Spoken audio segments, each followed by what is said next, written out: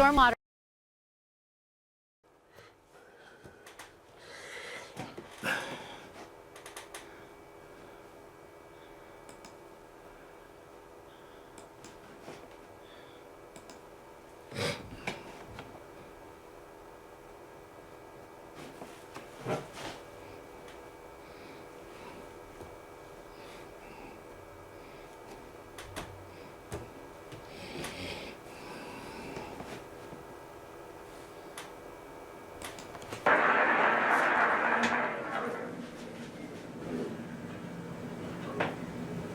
Talk about history, since this is Black History Month, and why we should look at history and study the history that Malcolm X made. For there are lessons in his history that will fit us out with an armor that will make us able to go through the 1990s into the 21st century, or the 21st century, pardon me. Wise people study history, because if you don't know what was, you can't understand what is, and you're ill prepared for what is yet to come. So wise people study history because it is cyclical in nature. For history is the recorded deeds of men and women and nations as they struggle against impediments in our evolutionary march toward the absolute. Now, as students of history, we must understand that there is a reward for our research if we are wise enough to be attracted to this most attractive study. I remember in 1961, Malcolm X talked with the great brother who wrote the book Roots, Alex Haley. And Alex Haley, writing for Reader's Digest, interviewed the Honorable Elijah Muhammad and Malcolm X. And they said to Alex Haley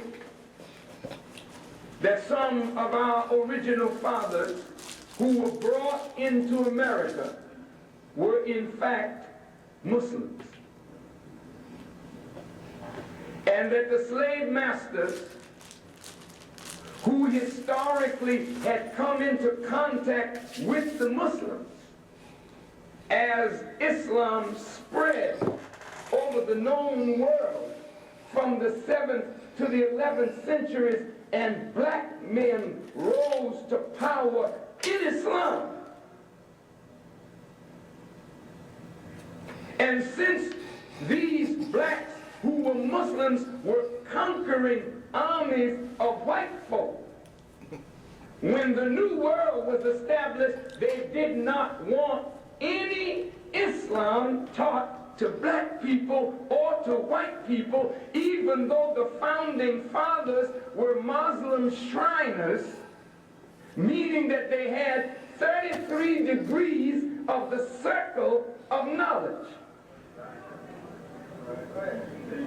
You have to appreciate that context in order to understand the profound effect that Malcolm X had on the black struggle as a Muslim. All right? The slave masters understand that when your life is committed to God, and you fear God and God alone, and you worship God and God alone, you cannot enslave a person of that kind of mentality for any long period of time. Our fathers were not the buffoons and clowns that they would like us to believe, for we could not have taught them how to cook and to sew. We could not have built their fine homes if we were such clowns in Africa.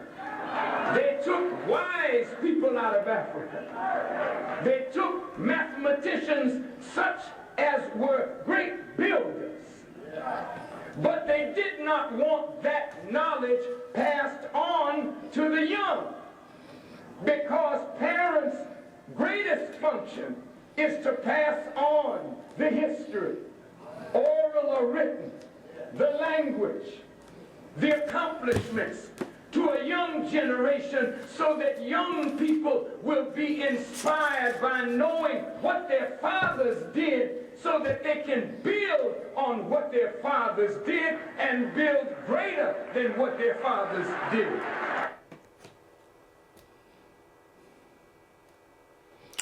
Bismillah ar-Rahman ar-Rahim, alhamdulillahi rabbil alamin, ar-Rahman ar-Rahim, malik yawmiddin, iyyaka na'budu wa iyyaka nasta'in, ihdina as-siratal mustaqim, siratal ladzina an'amta alaihim, ghayril maghdubi alaihim waladdallin. Amen. The English translation of that is, in the name of God, most compassionate, most merciful. All praises for Allah, Lord of all the worlds, the most compassionate, most merciful, master of day of judgment. You alone we worship, and you alone we ask for help.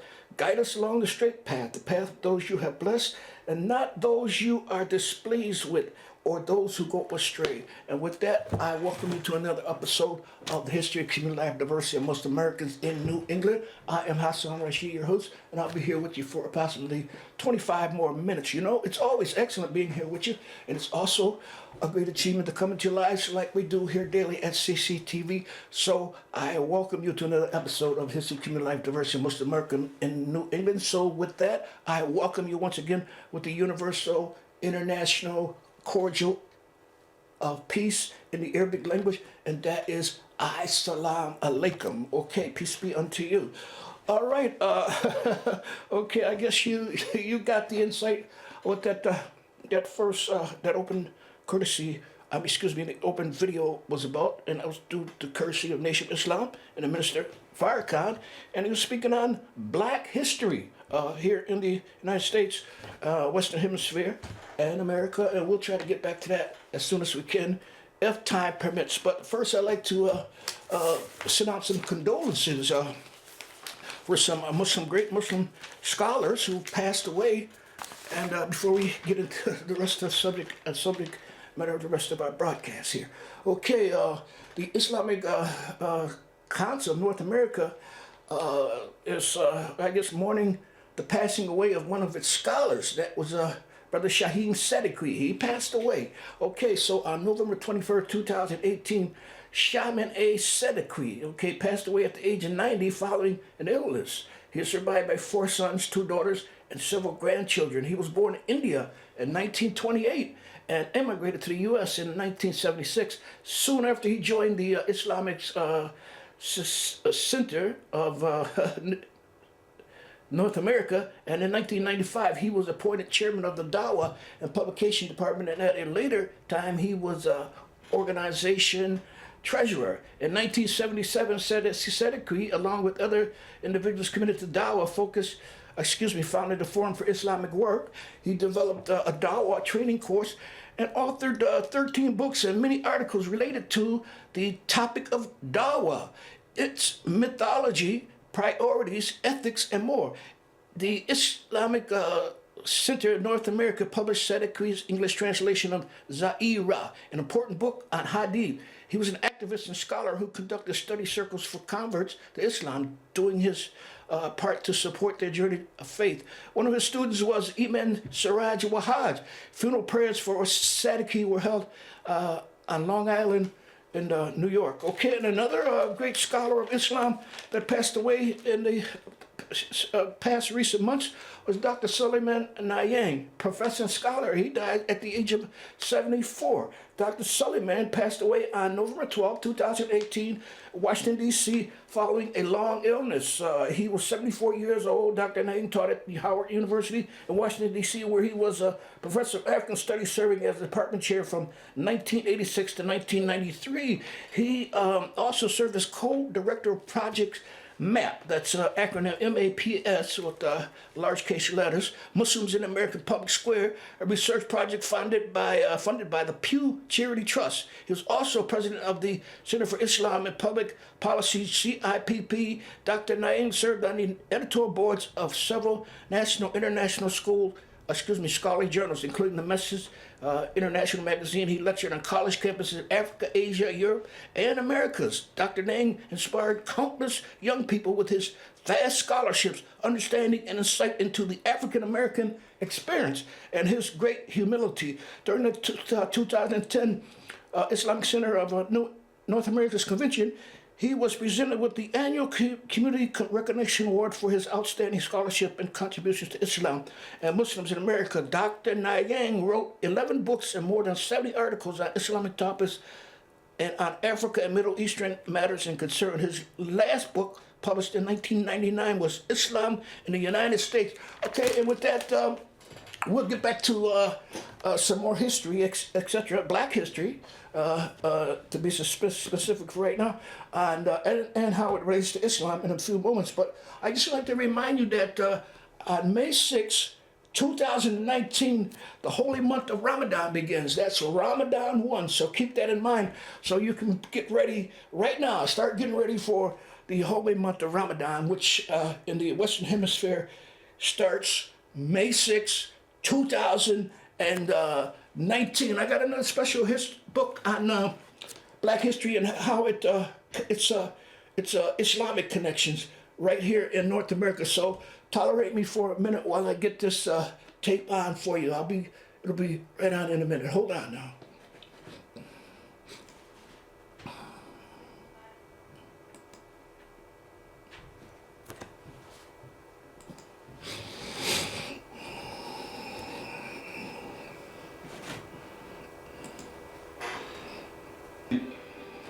I didn't want to make these videos. I didn't want to find out this truth. I wanted to find out the truth. The truth happens to be this truth. We don't understand yet what happened to the Black Indians. If they were here first, if they came here later, all I can prove is that they were here. There were some darker skinned Indians, there were some lighter skinned Indians.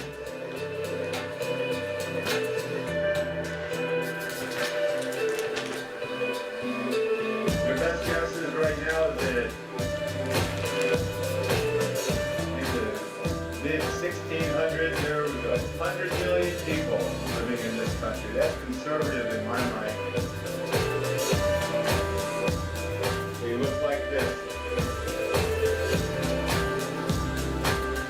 They fit in with all the other tribes. The white people didn't like them. That's a cheap Bigfoot. Killed a battle wounded knee. The school.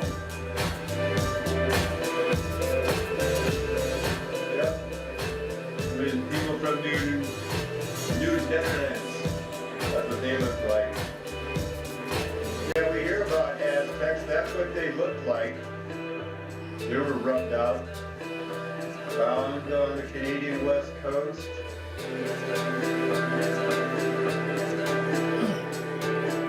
Men and women of Fox Indians. I lived in Fox Valley. Mississippian culture. Built mounds, pyramids. These are the representatives of the Creek Nation when they were in Washington.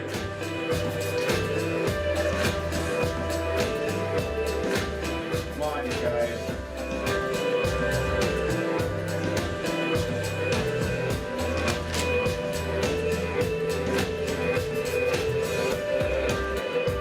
Come on.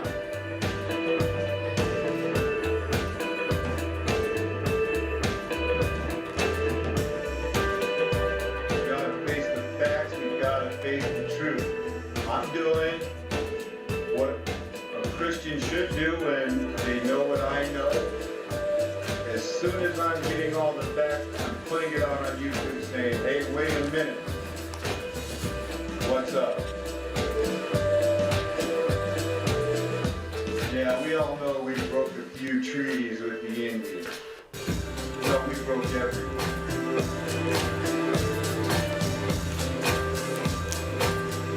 I have more and more proof that we knew from the beginning we were going to break them. We were going to kill them. We were going to rub them out.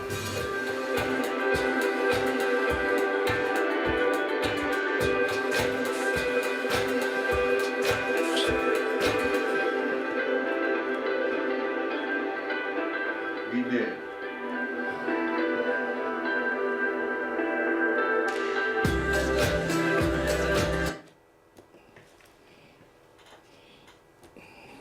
Okay, Hassan Rashid here with you again.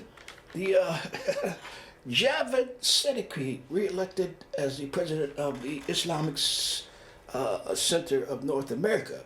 Brother Javed Siddiqui has been re-elected for a second term as the president of ICNA. The general body of ICNA votes by secret ballot every 2 years to elect the president, and an individual can hold the office of president for a maximum of 2 consecutive terms for 2019 to 2020 term. Javed Siddiqui will continue to be responsible for ICNA, which is capital ICNA, and that's acronym for Islamic Center in North America, civil liberties and social work, religious education programs, and expanding its collaborative efforts with other organizations. He will also continue to navigate the challenging political realities that Muslims face living in North America. Brother Siddiqui also serves as Chief Operating Officer for Helping Hands USA. In the past, he served as the chairman of ICNA Tarbiyah Department and program chair for ICNA's mass annual convention. Brother Siddiqui holds a master's degree in electrical engineering. He lives with his family in Lexington, Kentucky. Okay, I got another thing, heads up, I guess you can call it that. It's something that I want to inform you of that's coming within the next few recent months. So it's an opportunity for you to prepare for this big event. It's the annual ICNA Mass Muslim American Society 2019 convention. And this moves to April 1921 in Washington, D.C. So it's the 24th ICNA Mass. No. That's another event. But this event is coming to Washington, D.C. on April 1921. So get ready for that. That's the 44th Annual ICNA Mass Convention 2019 will be held on Easter weekend, April 19th to 21st at the Walter E. Washington Convention Center in Washington, D.C. Okay, so with that in mind, a lot of things are happening here, which relates to Islam.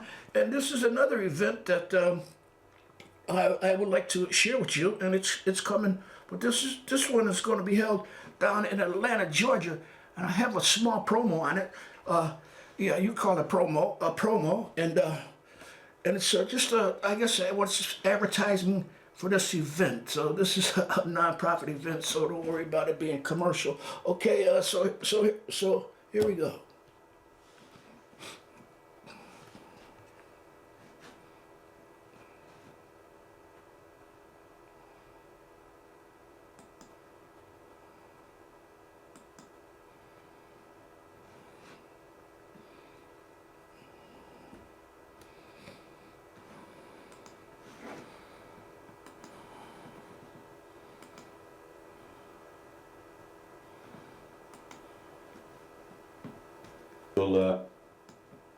بسم الله الرحمن الرحيم الحمد لله رب العالمين وصلى الله على نبينا محمد وعلى آله وصحبه ومن والاه. On April 19th through April 21st in Atlanta, Georgia, we will be holding our second annual Black American Muslim Conference. Outstanding and senior scholars such as Dr. Sherman Abdul Hakim Jackson and Dr. Abdullah Hakim Quick will be speaking, as well as up-and-coming teachers and people of traditional knowledge within inside of our community, such as Nuruddin Knight and Fatima Knight will be in attendance and be speakers.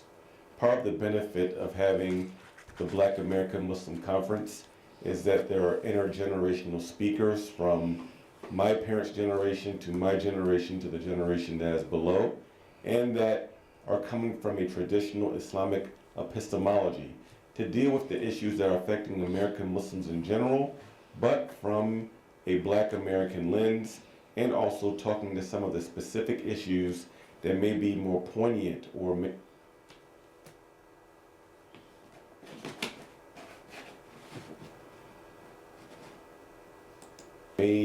have more weight within inside the Black American experience that perhaps South Asian Muslims and Arab American Muslims aren't dealing with or maybe know how to address relating to the Black experience. This is part of the importance of having an annual Black American Muslim conference, that we can discuss these issues from our vantage point and speak directly to some of the specific issues that are relating to African American Muslims. Of course, the conference is invited to the entire public. Whether you're Black or not, you can attend the conference, but the focus of the speakers and the vantage point is coming from a traditional Islamic epistemology from Black scholars and Black teachers. So on April 19th to April 21st, I ask you to join us at the second annual Black American Muslim Conference in Atlanta, Georgia.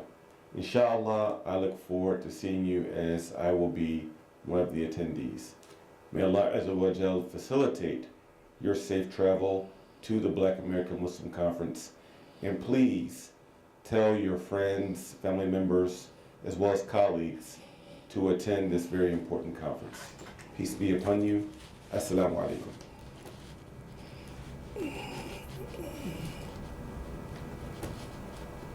Walaikum salam. So don't forget those dates. That's those events are coming up in the near future. But don't worry, we'll keep you reminded, and hopefully we'll be able to share more information, detailed information on those conferences coming up, I guess, in mid-April. Okay, the mayor's office presents in celebration of Black History Month. That's Thursday, February 28th, 6 p.m. to 8 p.m. Cambridge City Hall, 795 Massachusetts Avenue, second floor. That's an open mic night. All are welcome. Songs, dance, spoken words, poetry, readings, photography, and all other art forms are encouraged. Light refreshments will be served. So please contact Louis Vasquez at LVASQUEZ at cambridgema.gov. That's L Vasquez at cambridgema.gov to submit visual and audio art forms and other information related to the mayor's office presentation of open mic night. That's Thursday, February 28th, 6 p.m. to 8 p.m. Cambridge City Hall, 795 Massachusetts Avenue. Okay, okay, an African American musical journey. That's Thursday. That's tonight, February 14th, 6:30 p.m. Cambridge Public Library, Lecture Hall 449. An African American musical journey from spirituals to R&B with baritone Todd McNeil, tenor Christopher Hester, and soprano Kristen Bobbin. So you get on out there today if you enjoy music, okay, from R&B to spirituals, okay. Author and commentator Kim McLaren, Wednesday, February 20th, 6:30, 8 p.m. Cambridge City Hall, Sullivan Chamber, 795 Massachusetts Avenue. Refreshments will be served. In celebration of Black History Month, with that City of Cambridge Employees Committee on Diversity welcomes Kim McLaren, Associate Professor and Graduate Program Director for, I guess that's Emerson University. Okay, the Rosa Parks story will be told on film and in discussion Tuesday, February 26, 2019, 12:45 to 3:15. That's at the Cambridge Senior Center, 806 Massachusetts Avenue, Cambridge, Mass. 02139. Light lunch will be served. Okay, so the incidents that propelled the American Civil Rights struggle into the limelight was brought about by a woman who refused to give up her seat to a white woman after hard days at work. That's the Rosa Parks story, Tuesday, February 26, 2019, 12:45 to 3:15. Light refreshments will be reserved, and this program is for Seniors Plus, Cambridge Senior Center, 806 Massachusetts Avenue. and Cambridge. Okay, so I think there's much more that I had to share with you, but hopefully in a couple coming weeks we can get back to some of those things I had for you. But I just wanted to just put the emphasis in this specific broadcast on Black History Month, and plus, since this is the history of community life, diversity of Muslim Americans in New England, the Muslims' connection to Black History Month. So I tried to briefly put a little emphasis on that. So until next time, I'm Hasson Rashid, and always leave you with the fact that the superior wisdom can never be subjected by inferior wisdom. So until next time, I leave you as I came with the universal cordial of peace in the Arabic language, and that is Assalamu alaikum.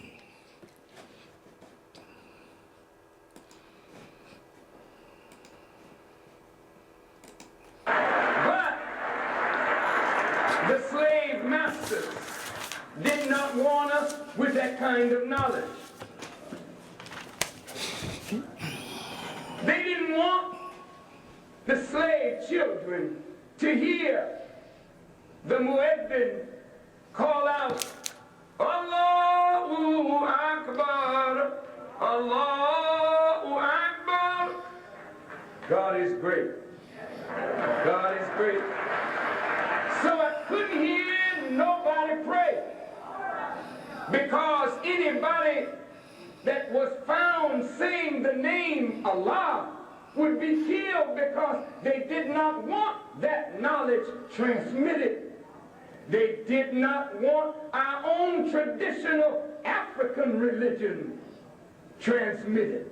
They did not want the culture of Africa, the drum of Africa, the music, the dance of Africa transmitted. And so we have grown up, even though we are an African people, we have grown up totally divorced from that culture.